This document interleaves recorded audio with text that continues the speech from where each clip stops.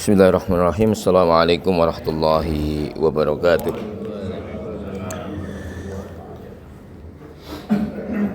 Bapak Ibu sekalian, mari kita bersyukur pada Allah Subhanahu wa taala atas semua karunia yang diberikan kepada kita. Kita masih dalam keadaan sehat, dalam keadaan baik, dan alhamdulillah pada pagi hari ini masih bisa bersama menunaikan jamaah subuh, sholat subuh.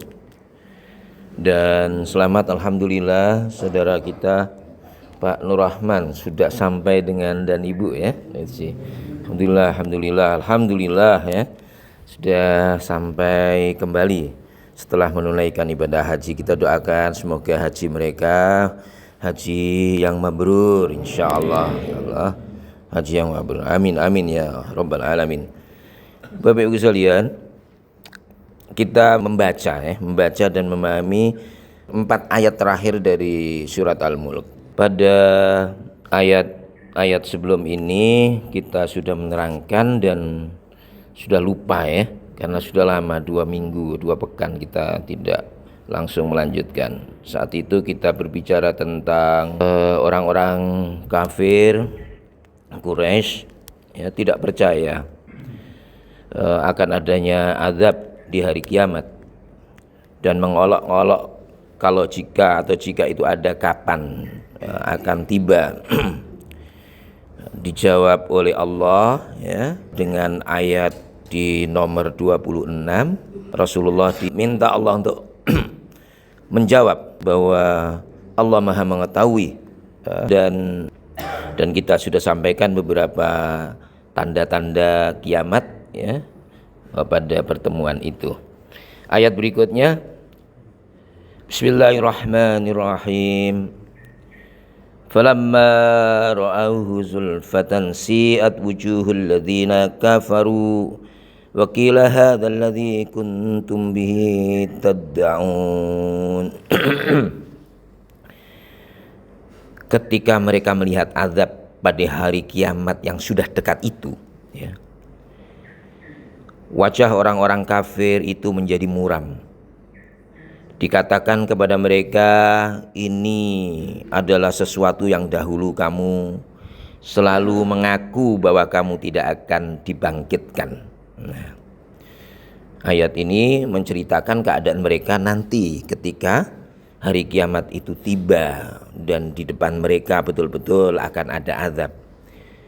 Demikianlah azab yang mengancam mereka di saat itu, menjadikan mereka si'at wujuhul ladzina kafaru, baru saat itu merasakan, dan mereka kelihatan menjadi muram karena mereka akan memperoleh azab yang selama hidupnya mengingkari dan bahkan menantang akan adanya azab dan adanya hari kiamat tersebut. Qul ara'aytum min ahlakani Allahu wa man ma'iya aw rahimana faman yujirul kafirina min adzabin alim. Katakan wahai Muhammad kepada mereka, tahukah kamu jika Allah mematikan aku dan orang-orang yang bersamaku, atau memberi rahmat kepada kami dengan memperpanjang umur kami, lalu siapa yang dapat melindungi orang-orang kafir dari azab yang pedih? Jadi orang-orang kafir itu selalu mengharap kematian cepat agar Nabi Muhammad itu hilang dan meninggal saja ya. Maka katakan pada mereka, wahai Muhammad, siapa lagi yang bisa menolong untuk memberikan peringatan, memberikan penjelasan ya, yang bisa menyelamatkan kalian semuanya atau orang-orang kafir dari azab tersebut ya. Dan tidak ada lain ya, kedatangan Nabi Muhammad sebagai basyira wa nadhira, memberikan kabar gembira tentang akan adanya surga ya. Demikian juga peringatan akan adanya nadhir, peringatan akan adanya neraka. Itu sebenarnya sangat bermanfaat ya untuk orang-orang kafir saat itu, agar mereka tidak terjerumus ya, di kemudian hari ke dalam neraka yang mereka ingkari tersebut. Bapak Ibu sekalian, persepsi orang-orang yang zaman dulu seperti itu di saat Nabi Muhammad masih banyak dan ada sampai hari ini. Maka demikianlah Al-Quran itu tidak hanya berlaku pada zaman Nabi Muhammad, sampai hari ini pun terus.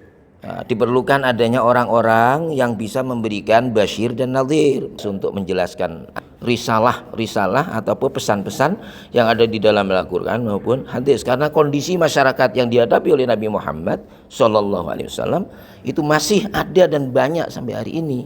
Tentu dengan cara baik dan fil hikmah wal mau'izah hasanah. Ayat berikutnya, Qul warrahmanu amanna bihi wa alaihi tawakkalna fasata'lamuna man huwa fi dhalalim mubin. Katakanlah, wahai Muhammad, dialah zat yang maha pengasih.